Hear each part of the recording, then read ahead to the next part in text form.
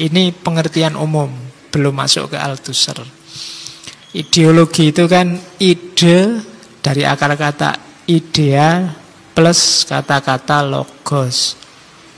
Secara letterlek itu berarti ilmu logos tentang ide atau sistem ide. Kita itu kan menggunakan akal pikiran kita. Ketika kita gunakan melahirkan ide. Ide sama ide saling nyambung, terstruktur, jadi satu konstruksi. Kemudian atas dasar itulah kita hidup. Itu nanti namanya ideologi. Jadi kan, misalnya, Pak, saya ingin bahagia. Cara saya bahagia ada 3, Pak. Yang pertama kuliah sukses, yang kedua istri cantik, yang ketiga kaya raya. Untuk bisa kuliah sukses, saya akan melakukan 3 hal. 1, 2, 3. Untuk dapat istri cantik, strategi saya 1, 2, 3. Untuk kaya raya, strategi saya 1, 2, 3. Dan ini akan saya tempuh dalam jangka waktu 10 tahun ke depan. 2 tahun pertama lulus, 2 tahun selanjutnya kawin, tahun sisanya kaya. Jadi, ini kan struktur namanya.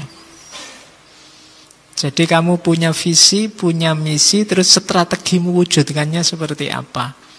Ini kan ide isinya, ide-ide, logos tentang ide. Itu kalau sifatnya sosial nanti namanya ideologi. Sifatnya sosial itu ya cita-cita bersama satu institusi atau lembaga sosial. Kayak ngaji ini kan sudah sosial karena melibatkan lebih dari 1 orang. Ini kan kamu sadari apa enggak?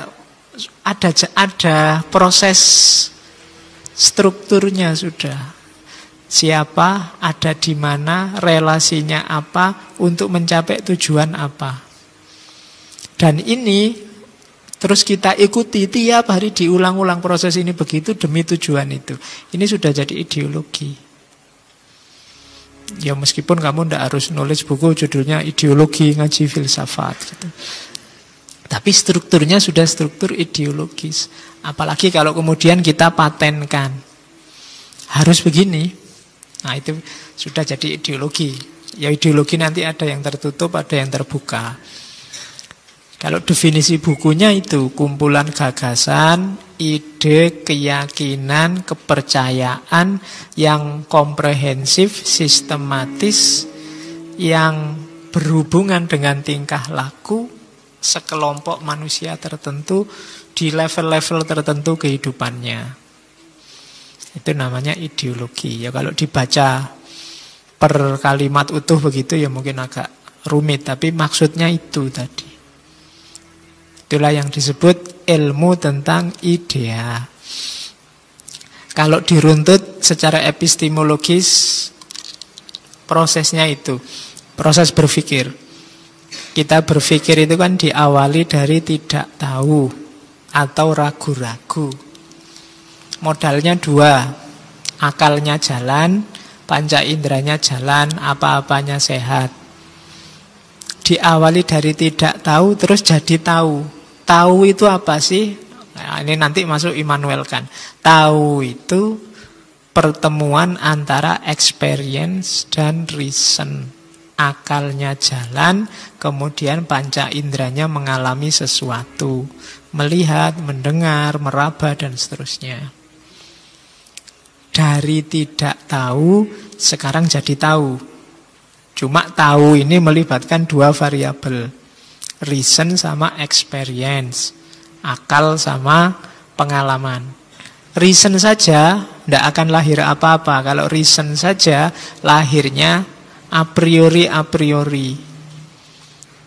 spekulasi, kira-kira. Kalau akal itu kan nggak ada bahannya, ya dia cuma kira-kira. Kamu yang belum ngalami ke luar negeri, belum pernah naik pesawat, itu ya naik pesawat itu masih a priori, kira-kira ya. Naik pesawat itu rasanya kayak naik perosotan itu, tapi nggak ada, kan nggak bisa jelaskan. Nggak pernah ngalami pacaran, menjelaskan pacaran juga kira-kira. Kira-kira pacaran itu repotnya luar biasa mesti. Nggak bebas lagi. Mau gini harus mempertimbangkan hadirnya orang lain dan seterusnya. Itu kira-kira, wong kamu nggak ngalami sendiri. Kamu merasa kerepotan luar biasa, padahal yang ngalami merasa seneng luar biasa. Itu bedanya a priori pengetahuan akal saja sama ngalami langsung. Itulah. Baru nanti kalau sudah putus baru sadar, oh iya ya selama ini saya repot luar biasa misalnya.